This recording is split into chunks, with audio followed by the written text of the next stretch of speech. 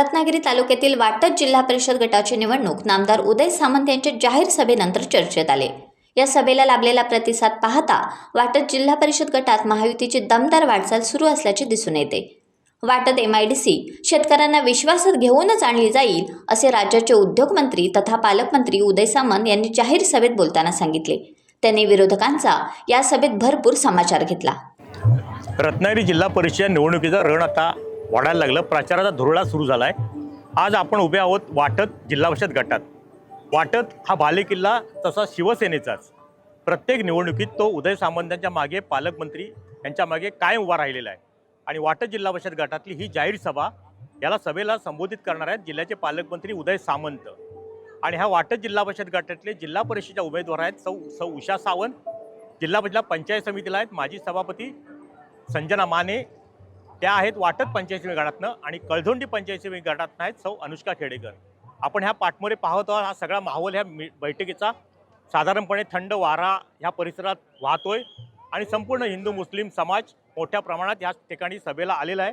गळ्यामध्ये कमळाचे इथं वैशिष्ट्य असं आहे, वाटत पंचायत समिती गणामध्ये भाजपला ही जागा सोडलेली आहे आणि त्यामुळे भाजप आणि शिवसेना असं दोघांचं या ठिकाणी एकत्रित ही जाहीर सभा आहे। आणि ह्या सभेमध्ये पालकमंत्री उदय सामंत नेमकं काय बोलणार ह्याकडे सुद्धा सभेतील संपूर्ण आलेल्या लोकांचं लक्ष आहे। सार्वजनिक कळधोंडी वाटत हा संपूर्ण भाग हा तसा ग्रामीण भाग, पण खंडाळा हा जंक्शन ठिकाण आणि खंडाळ्याची सभा हा नेहमीच यशस्वी होते असा आजवरचा इतिहास आहे। आणि त्याला अनुसरून आजची सभा ही मोठ्या संख्येने यशस्वी होईल असा दावा आयोजकांकडून केला जातोय। एकंदरीतच काय की वाटतमधलं हे वातावरण संपूर्ण तालुक्यामध्ये घुमणार आहे आणि पालकमंत्री उदय सामंत काय बोलणार आहेत ह्याकडे सर्वांचं लक्ष आहे। एकंदरीतच काय तर निवडणुकीच्या प्रचाराचा धुरळा हा नेहमीप्रमाणे वाटतमधून सुरू झाला आणि निवडणुकीच्या मतमोजणीसुद्धा पहिला गट जो जिल्हा परिषदचा येतो तो वाटत येतो। तो जिल्हा परिषद असो या विधानसभेला असो किंवा लोकसभेला असो, या तालुक्यातून सुरुवात होते मतमोजणीची, ती वाटतमधून होते आणि प्रत्येक वेळी वाटत जिल्हा परिषद गटातली मतमोजणी झाल्यानंतर त्यामधून मताधिक्य नेहमी उदय सामंतांनाच मिळतं। हा आजवरचा राजकीय इतिहास आहे। मी आताच येत असताना राजेश मोरे साहेबांना सांगत होतो की ज्या ठिकाणी आपण सभेला चाललोय ही जागा लकी आहे। इथं सभा झाली की विरोधकांची डाळ शिजत नाही। हा 25 वर्षाचा माझा अनुभव आहे। बाळासाहेब बरोबर आहे की नाही? त्याच्यामुळे आपला विजय हा निश्चित आहे। रत्नागिरी नगरपालिकेच्या निवडणुकीला देखील अनेक लोक अंदाज बांधत होते काय होणार आहे, भाजप शिवसेनेचं काय होणार आहे। कोण म्हणत होतं 10 मिळणार, कोण म्हणत होतं 12 मिळणार। 32 पैकी 29 तर मिळवलेच आणि पुढच्या 15 दिवसात समोर असलेले 3 देखील आपल्याकडे येणार आहेत आणि 32 शून्य होणार आहे। आणि तीच परिस्थिती जिल्हा परिषद पंचायत समितीची आहे। आज खरं तर मनोगत व्यक्त करत असताना पहिल्यांदा मी महिला भगिनींवर बोलणार आहे। ज्या हजारोंच्या संख्येनं माझ्या महिला भगिनी या ठिकाणी उपस्थित आहेत त्यांचं मी सर्वप्रथम मनापासून स्वागत करतो आणि तुम्हाला शब्द देतो की या पृथ्वी तलावर जोपर्यंत चंद्र आणि सूर्य आहेत तोपर्यंत माझी लाडकी बहीण योजना कधीही बंद होणार नाही। बघा खुश झालं की नाही? त्याच्यामुळे महिला भगिनींना सक्षम करणं ही आमची जबाबदारी आहे। मगाशी निखिलनं अतिशय चांगलं सांगितलं की बचत गटाला सक्षम करणं ही देखील आमची जबाबदारी आहे। या महाराष्ट्रात पहिल्यांदा माडिक साहेब, महाराष्ट्रात पहिल्यांदा जर हाऊसबोट केरळ नंतर कुठे सुरू झाल्या असतील तर माझ्या बचत गटाच्या रत्नागिरीच्या महिलांनी हाऊसबोट सुरू केला। हा देखील विक्रम रत्नागिरीच्या बचत गटाने केलेला आहे। अशा व्हॅन बचत गटाच्या महाराष्ट्रात कुठेही नाहीत, त्या फक्त रत्नागिरीच्या बचत गटांकडे आहेत। आणि म्हणून सगळ्या महिला भगिनींना मी सांगू इच्छितो, माननीय एकनाथ शिंदे साहेबांनी, देवेंद्रजींनी तुम्हाला STचं तिकीट 50% केलं। नुसतं 1500 रुपये देऊन ते थांबले नाहीत, तर माझी प्रत्येक बहीण लखपती झाली पाहिजे यासाठी त्यांनी योजना सुरू केल्या।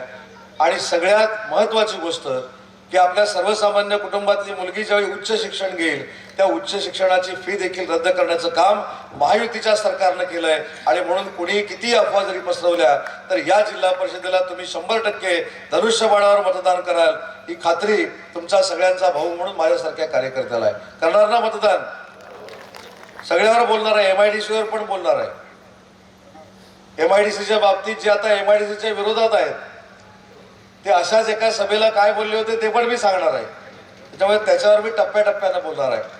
पण महिला भगिनींना मी आज एक शब्द देतो, मी राज्याचा उद्योगमंत्री आहे. माझ्याकडे मुख्यमंत्री रोजगार निर्मिती योजना नावाची एक योजना आहे. विवेक सुर्वे असतील, बाबूशेठ पाटील असतील, माझे सर्वच सहकारी असतील, त्यांना मी एक विनंती करणार आहे. जिंदाल प्रकल्पामध्ये नोकरी मिळाली पाहिजे यासाठी आपण भरपूर धडपडतो, पण भविष्यामध्ये ही निवडणूक झाल्यानंतर तुम्ही दोघा चौघांनी पुढाकार घेऊन या महिलांना सक्षम करण्यासाठी एक मेळावा घ्या. मुख्यमंत्री रोजगार निर्मिती योजनेमधनं 1 लाखाला 35,000 रुपये सबसिडी देणारी योजना ही जगात कुठं नाही, जी माझ्या विभागाकडनं चालवली जाते, ती आपण महिला भगिनींना करून देऊ, बचत गटाला करून देऊ आणि पुढच्या 5 वर्षामध्ये किमान 500 महिला लखपती बनल्या पाहिजेत. यासाठी आपण आजपासून कामाला सुरुवात केली पाहिजे. कारण शेवटी महिला भगिनींनी फक्त यायचं, सभेला उपस्थित राहायचं आणि मतदान करायचं, याच्या पलीकडे जाऊन तुमच्या सर्वांना स्वतःच्या पायावर उभं करण्याची भूमिका देखील आम्ही सगळे मिळून घेणार आहोत. आज जयगड परिसरात आल्यानंतर माझ्याबरोबर प्रवास करत असताना राजेशजी मोरे आणि त्यांचे काही सहकारी होते. त्यांनी मला विचारलं, रस्त्याला एकही खड्डा का नाही? म्हटलं, जो आमच्या विरोधात जातो त्याचा आम्ही खड्डा खणतो. त्याच्यामुळे इकडची सगळी लोक जी आहेत ही महायुतीवर प्रेम करणारी आहेत, महायुतीला आशीर्वाद देणारी आहेत आणि म्हणून हा रहदारीचा रस्ता हा मुंबईसारखा रस्ता असला पाहिजे, हायवे सारखा रस्ता असला पाहिजे. म्हणून निवळीपासून जयगडपर्यंतच्या रस्त्याला एकही खड्डा नाही, हे देखील महाविकास आघाडीचंच काम आहे. मगाशी निखिल म्हणाले की MIDC बद्दल संभ्रम निर्माण केला जातो, पण संभ्रम निर्माण करून हे काम जिल्हा परिषदेच्या सदस्यांचं नाही किंवा पंचायत समितीच्या सदस्यांचं नाही. MIDC करणं आणि न करणं हे माझं काम आहे. कारण राज्याचा उद्योगमंत्री तुमच्या आशीर्वादानं उदय सामंत आहे आणि मी आज तुम्हाला शब्द देतो. MIDCच्या बाबतीमधला शब्द आज पुन्हा एकदा लिहून घ्या. जोपर्यंत इथल्या शेतकऱ्यांना विश्वासात मी घेत नाही, शेतकऱ्यांच्या सगळ्या शंका मी दूर करत नाही, शेतकऱ्यांना चांगला मोबदला देत नाही, तोपर्यंत या परिसरामध्ये मी MIDC आणणार नाही. हा उद्योगमंत्री म्हणून मी तुम्हाला दिलेला शब्द आहे. पण काही खोटं नाटक सांगायचं म्हणजे MIDC आली म्हणजे जसं काय एखादा माणूस चालत येतो तसा आता जयगडपर्यंत आलाय आणि तो वाटतमध्ये आता येणार आहे, अशा पद्धतीचा काही लोक प्रचार करतात. बरं, त्याचे जे प्रमुख आहेत, MIDCला विरोध करणारे बाबूशेठ जे प्रमुख आहेत, जे तुमच्याकडे कामाला होते, की तुमचे सहकारी होते, त्यांनी याच व्यासपीठावर एक भाषण केलं होतं. अशी जी एक सभा सुरू होती, सुभाष देसाई UBTचे त्यावेळी MIDCचे मंत्री होते, उद्योग खात्याचे मंत्री होते. ही MIDC काय माझ्याकडनं नाही सुरू झाली, ही MIDC सुरू करण्याचं काम पहिलं सुभाष देसाईंनी केलं UBTचे उद्योगमंत्री असताना. आणि त्यावेळी आज जे MIDCच्या विरोधामध्ये बोलतायत त्यांनी भाषण केलं की MIDCच्या विरोधामध्ये जे बोलतायत त्यांना पोलिसांकडनं चोप द्या आणि जेलमध्ये बसवा.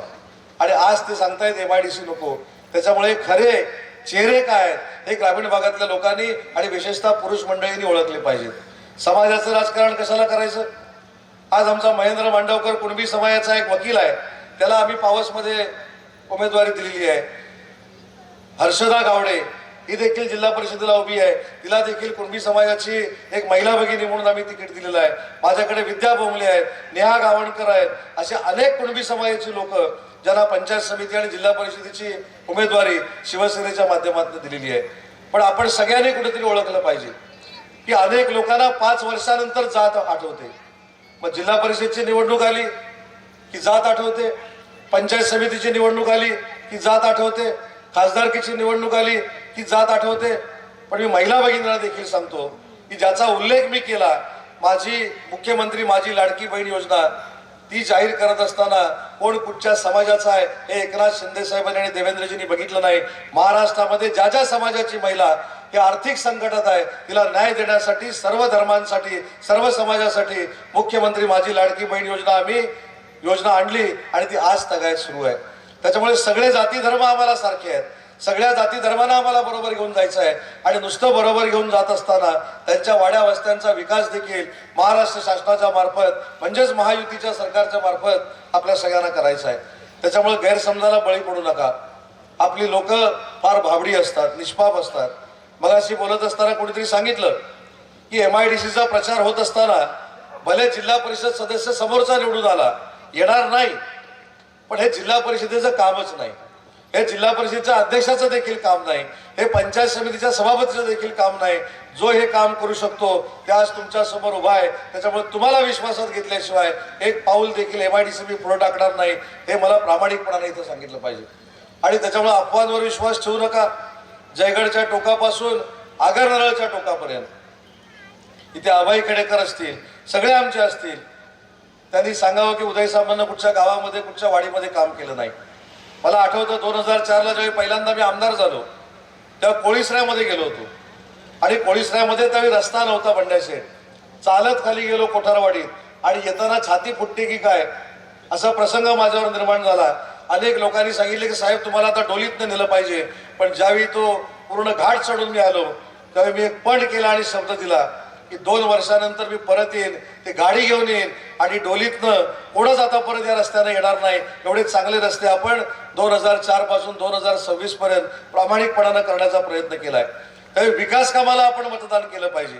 भावनेच्या भरात जाऊन कोणतरी समाजाचं सांगतो, कोणतरी MIDCचं सांगतो, कोणतरी जिंदालचं सांगतो, कोणतरी सांगतो की आता मंदिराला पैसे देतो, कोणतरी सांगतो टाईल्स लावून देतो. मग त्यांना विचारा मागच्या 5 वर्षामध्ये काय करत होता. ज्या पक्षामध्ये आम्ही सगळे काम करत होतो त्या UBTची परिस्थिती नगरपालिकेसारखीच या पूर्ण जिल्हा परिषदेमध्ये होणार आहे. आणि आज ठामपणानं सांगतो आणि विश्वासानं सांगतो 9 तारखेला ज्यावेळी रिझल्ट लागेल त्यावेळी या रत्नागिरी जिल्हा परिषदेवर महायुतीचाच अध्यक्ष झालेला आपल्याला दिसेल, दुसरा कुठच्याही पक्षाचा होणार नाही. आणि हे देखील ठामपणानं सांगतो रत्नागिरी तालुका पंचायत समितीवर देखील सभापती हा महायुतीचाच असणार आहे. त्याच्यामुळं जसा मी तुमच्यावर विश्वास टाकलाय तसा विश्वासानं आपण सगळ्यांनी मतदान केलं पाहिजे. आणि तुम्ही सगळ्यांनी मिळून शब्द दिला पाहिजे की होणाऱ्या मतदानातलं 90% मतदान हे शिवसेना आणि भाजपच्या उमेदवाराला होईल. एकही मत कुठं फुकट जाणार नाही हा संकल्प आणि शपथ तुम्ही सगळ्यांनी मिळून घेतली पाहिजे. कारण आपलं सगळं जे मतदान आहे हे विकासाचं मतदान आहे. एक मला एकनाथ शिंदे साहेबांचं वाक्य चांगल्या पद्धतीनं आवडलं. त्यांनी मार्गदर्शन करत असताना सांगितलं की महायुतीला तुम्ही मतदान करताय म्हणजे तुमच्या वाडी वस्त्यातल्या विकासाला तुम्ही मतदान करताय. आणि तुमच्याकडनं विकास करून घ्यायचा असेल, आमच्याकडनं विकास करून घ्यायचा असेल तर भाजप शिवसेनेलाच मतदान केलं पाहिजे. हे आवाहन जे पश्चिम महाराष्ट्रामध्ये एकनाथ शिंदे साहेबांनी युतीच्या वतीनं केलं त्यांचाच एक सहकारी म्हणून या ठिकाणी मी तुम्हाला हे आवाहन करणार आहे. आणि म्हणून गैरसमज जे पसरवत आहेत त्यांच्यावर अजिबात विश्वास ठेवू नका. विकासाची जबाबदारी तुम्ही माझ्यावर सोडून द्या. राज्याचा उद्योगमंत्री म्हणून, जिल्ह्याचा पालकमंत्री म्हणून भाजप शिवसेनेचे कार्यकर्ते पदाधिकारी जे जे काम सांगतील ते विकासाचं काम करण्याची जबाबदारी पुन्हा एकदा या बैठकीच्या निमित्तानं, या सभेच्या निमित्तानं मी स्वतः स्वीकारलेली आहे. पण विश्वास संपादन करणं गरजेचं आहे. मला आता कोणीतरी करबुड्यामध्ये सांगत होतं की आता आम्ही केलेली जी कामं आहेत ती सगळी कामं ते केले म्हणून सांगतात.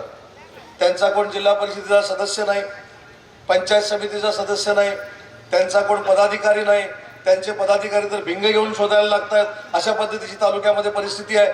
असं असताना खोटं नाटक जे करतायत त्यांना उमऱ्याच्या बाहेर ठेवलं पाहिजे.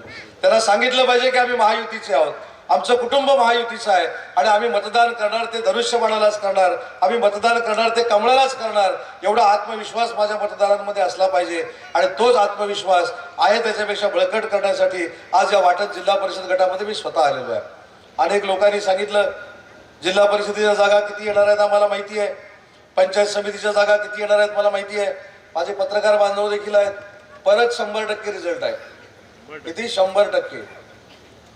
तेव्हा चिंता करण्याची अजिबात आवश्यकता नाही.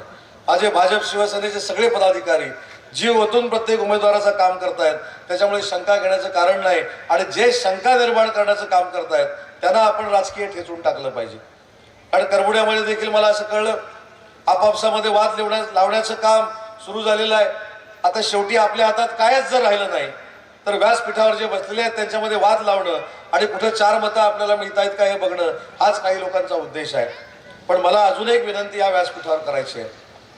आज बाबूशेठ पाटील त्या टोकाला बसलेत आणि आमचे विवेक शेठ ह्या टोकाला बसलेत. आपली भाजप शिवसेनेची युती आहे पण तुमच्यामध्ये अंतर मात्र 8-10 लोकांचं आहे. दोघेही गालातल्या गालात असले म्हणजे मला काय म्हणायचं तुमच्या लक्षात आलं. मला राजकीय कोणाचाही फायदा घ्यायचा नाही. उलट विभागलेले जे मित्र एकत्र येतात त्यावेळी मला मनापासूनचा आनंद मिळतो. आणि म्हणून जसा भाजप शिवसेना एकत्र आलेली आहे तसं बाबूशेठ पाटील आणि विवेक सुर्वे हे मनापासून एकत्र यावेत ही माझी मनापासूनची भावना आहे. कारण तुमच्या ह्या अंतराचा फायदा अनेक लोक घेतात हे मी प्रामाणिकपणानं सांगतो. हे बाबूशेठ पाटीलला पण कळत असेल आणि विवेक शेठ तुम्हाला पण कळत असेल. पण ज्यावेळी एकत्र याल तेव्हा अनेकांची दुकानं बंद कराल. मला हे चांगलं आहे, तुम्ही लांब राहिलेले राजकीय दृष्ट्या, खरं सांगतो. बरोबर ना पंडित शेठ? हे महाशय इकडे, ते महाशय इकडे, हे राजकीय दृष्ट्या मला अतिशय चांगलं आहे. पण मी माणुसकी सांभाळणारा कार्यकर्ता आहे. बाबू शेठनं जेवढं माझ्यासाठी केलेलं आहे तेवढं विवेक सुर्वेनं देखील माझ्यासाठी केलेलं आहे. त्यांची दोस्ती मी बघितलेली आहे. आणि म्हणून राजकारणाच्या पलीकडे जाऊन काही तुमच्यामध्ये वितुष्ट करणारे देखील असतील, ते कर्मदळिद्री असतातच सगळीकडे. म्हणजे बाबू पाटील आणि विवेक सुर्वे कधी एकत्र येऊ नये हा बंदोबस्त करणारे देखील अनेक लोक आहेत की नाही? आणि मी सांगितलं तर बरोबर आहे की चूक आहे? त्याच्यामुळे माझी विनंती आहे, भाजप शिवसेना ही युती आहे आणि म्हणून तुमची पण भविष्यामध्ये युती व्हावी अशी माझी प्रामाणिकपणाची भावना आहे. आता दोघांच्या चेहऱ्यावरनं काहीच कळत नाही, त्यांना हे पटलंय की नाही पटलंय. त्याच्यामुळे यांच्या दोघांच्या पोटात काय तेच कळत नाही.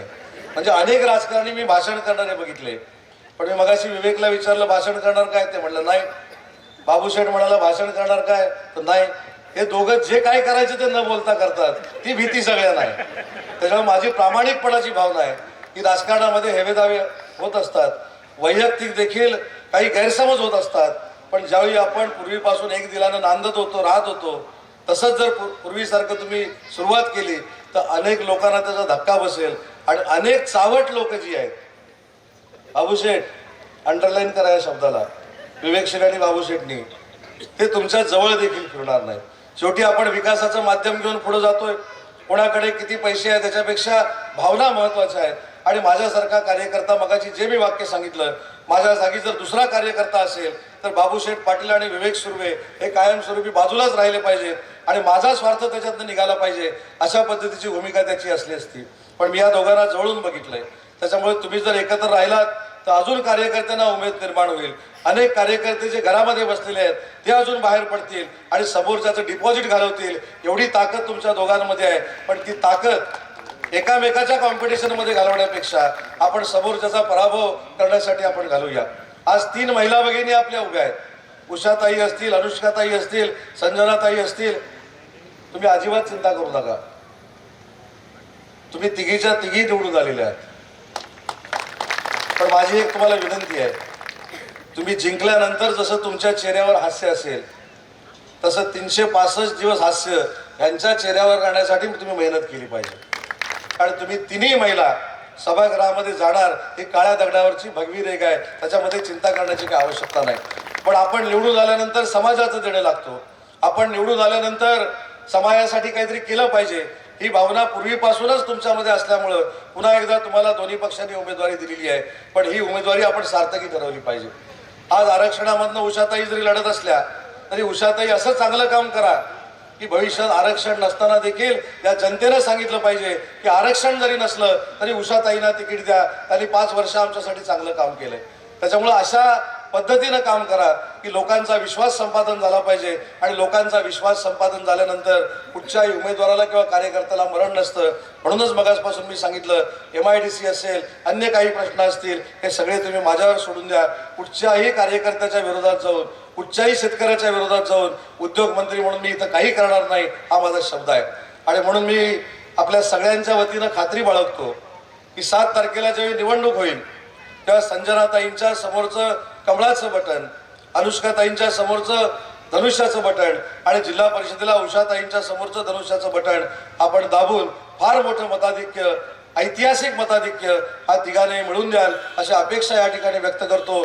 हजारोंच्या संख्येनं आपण जमला आणि पुन्हा एकदा या लकी जागेवर विजयाचा आपण संकल्प केला, त्याबद्दल आपल्या सगळ्यांना धन्यवाद देतो. व्यासपीठावरच्या मंडळींना धन्यवाद देतो. बहुसंख्येनं आपण आलात त्याबद्दल आपल्या सगळ्यांचे आभार मानतो. आणि महिलांना सांगतो की जे जे शब्द दिलेत ते पूर्ण केल्याशिवाय उदय सामंत गप्प बसणार नाही, हा शब्द देतो आणि थांबतो. जय हिंद, जय महाराष्ट्र. टाइम्स डिजिटलला लाईक करा, सबस्क्राईब करा, शेअर करा आणि बेल आयकॉन दाबायला विसरू नका. पाहत रहा टाइम्स डिजिटल.